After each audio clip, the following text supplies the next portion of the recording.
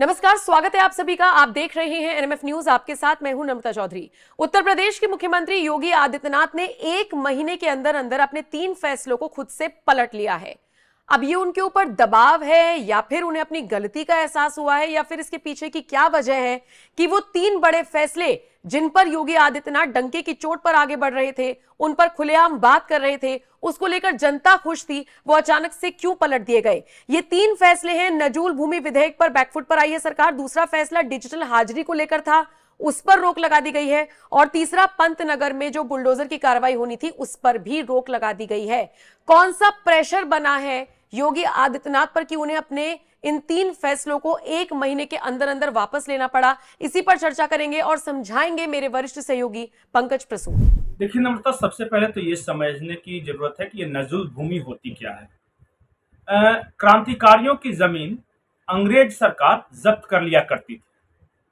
अगर कोई भी, ये आजादी के आंदोलन के बहुत सारे क्रांतिकारी थे या कोई भी जो एंटी सोशल एलिमेंट्स अंग्रेजों की नजर में था, उनकी जमीनों पर कब्जा कर लिया जाता था और उसी जमीन को नजुल जमीन कही जाने लगी। जब देश आजाद हुआ तो ये जो नजुल जमीन जिन्हें कब्जा किया था अंग्रेजी सरकार ने, वो भारत सरकार के पास आ गई और वो भारत सरकार की जमीनें कही जाने लगी। तो भारत सरकार ने आजादी के बाद किया कि इन जमीनों का क्या किया जाए, तो इन जमीनों को लीज पर देने की प्रक्रिया शुरू की गई। 15 साल से 99 साल तक ये लीज दिया जाने लगा। अब जो नया विधेयक लाया था उसमें लीज का टर्म एक्सटेंड किया जाए या उसे खत्म किया जाए, इसी बात को लेकर विवाद था। ये तो हो गई कि नजुल भूमि क्या होती है और ये कैसे नजुल भूमि विधेयक आया।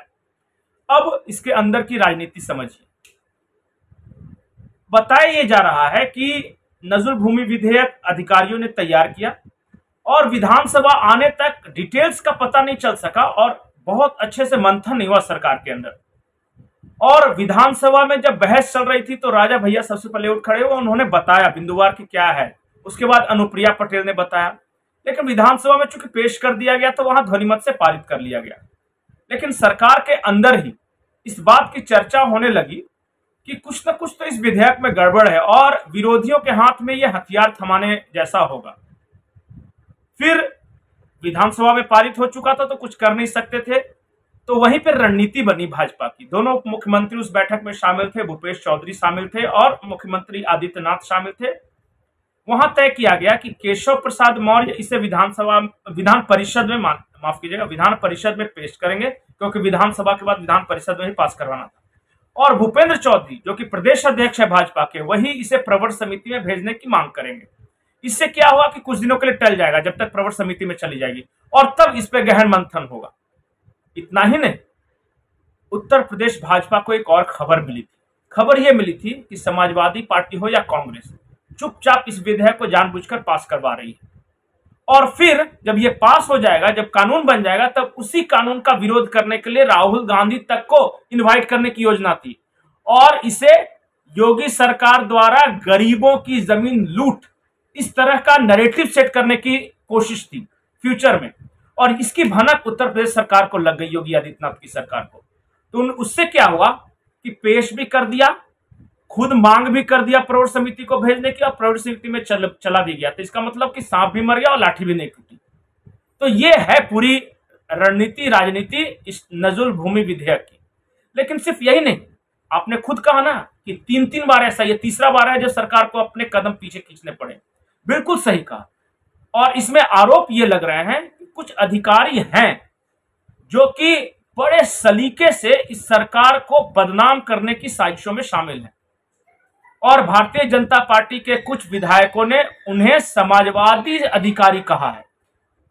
अब जाहिर तौर पे इतने सारे सरकारी कर्मचारी अधिकारी होंगे तो किसी की निष्ठा भाजपा के प्रति भी होगी, किसी की निष्ठा समाजवादी पार्टी के प्रति और किसी की बहुजन समाज पार्टी या कांग्रेस के प्रति भी होगी। लेकिन जब तक आप पद पे होते हैं तब तक आप पॉलिटिकल एलियनेशन नहीं दिखा सकते। लेकिन उत्तर प्रदेश में आरोप यह लग रहा है कि कुछ अधिकारी ऐसे हैं जो कि काम तो कर रहे हैं सरकार का, लेकिन विपक्ष यानी समाजवादी पार्टी और कांग्रेस के इशारे पर काम कर रहे हैं और इसमें उनकी पर्सनल पॉलिटिकल आइडियोलॉजी मिक्सअप हो रही है। और इस बात को मार्क करना बेहद जरूरी है, क्योंकि बहुत सारे विधायक ये आरोप लगाते हैं कि सरकार तो अच्छा काम कर रहे हैं लेकिन अधिकारी बदनाम कर रहे हैं। तो धीरे धीरे ही सही योगी आदित्यनाथ की सरकार सतर्क हो रही है और ऐसे अधिकारियों की पहचान भी की जा रही है। सरकार ने पांव नहीं खींचे हैं, बस कुछ अधिकारियों ने बरगलाया था जिसे समय रहते संभाल लिया गया। जी नम्रता।